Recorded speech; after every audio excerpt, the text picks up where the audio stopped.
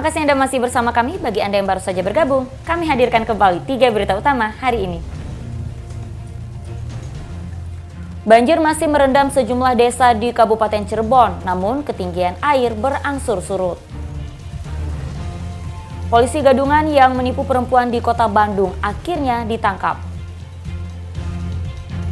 2 caleg dan tim ses yang pesta narkoba di Ciamis dikirim ke panti rehabilitasi.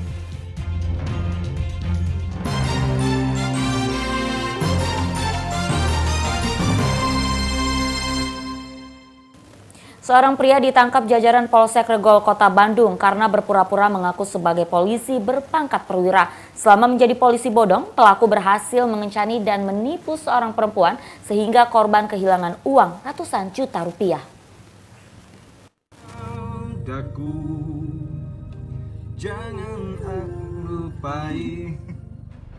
Pesona pria berinisial DYP ini benar-benar membutakan mata seorang perempuan di kawasan Situ Dago, Kota Bandung. Berpangkat perwira, pria ini benar-benar membuat korban luluh meski hanya dikenal melalui situs kencan online. Dengan modus berpura-pura sebagai polisi berpangkat perwira, pria berusia 26 tahun ini berhasil mengancani seorang perempuan. Korban tidak menaruh curiga sehingga akhirnya menerima pria ini sebagai kekasihnya. Karena mabuk asmara pun, korban rela meminjamkan uang sebanyak 165 juta rupiah kepada pelaku selama 3 bulan pacaran. Ternyata pelaku hanya berpura-pura menjadi polisi. Korban pun baru tersadar setelah pelaku menghilang dan tak bisa dihubungi. Namun aksi pelaku berakhir setelah ditangkap polisi atas laporan korban. Dari keterangan sementara, penipuan dengan modus berpura-pura menjadi polisi berpangkat perwira bukan kali pertama dilakukan pelaku.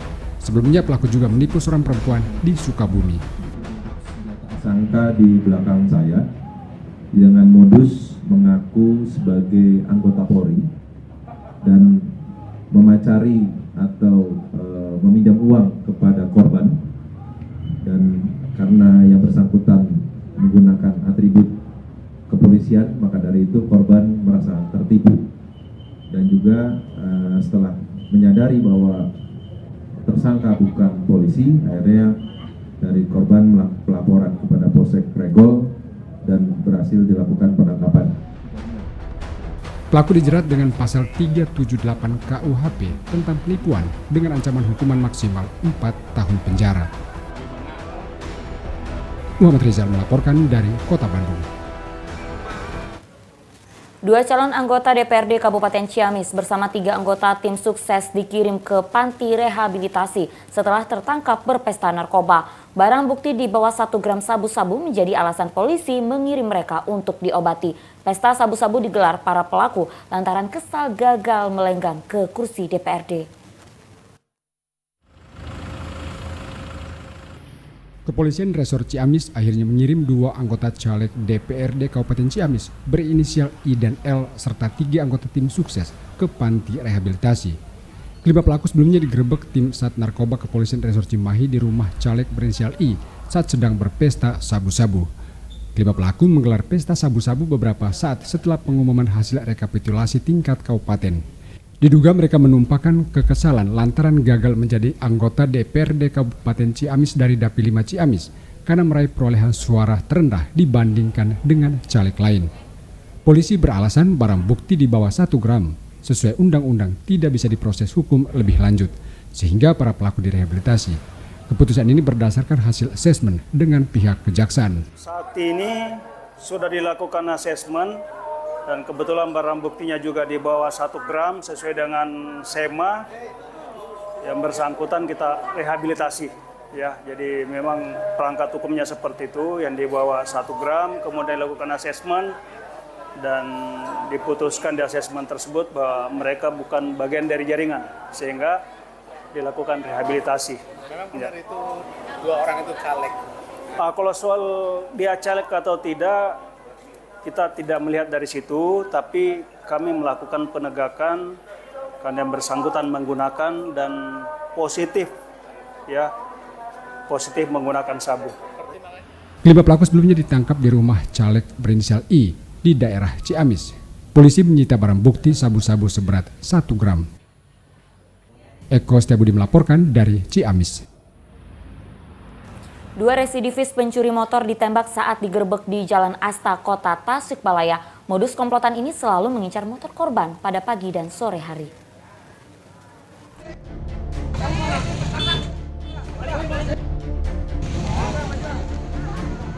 Dua residivis Jalan Asta, daerah Kawalu, Kota Tasikmalaya, Selasa siang. Penangkapan para pelaku menjadi tontonan warga yang melintas. Bahkan sebagian warga ikut membantu polisi menangkap kedua pelaku.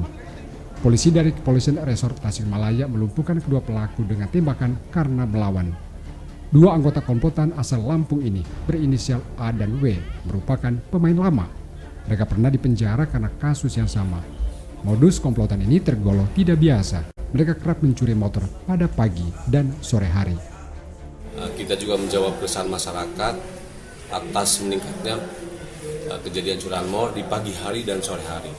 Sehingga pas kemarin kita dapat informasi bahwa pelaku masuk di wilayah kita dengan ciri-ciri tertentu. Kami melakukan tutup ruas jalan atau tutup perbatasan sehingga pada saat kami kejar yang bersangkutan melarikan diri dan alhamdulillah di daerah Kawalu kebetulan tepatnya pelaku dapat kita hadang dan kita lumpuhkan. Polisi masih memburu anggota komplotan lain yang masih buron. Eko Setiabudi melaporkan dari Kota Tasikmalaya.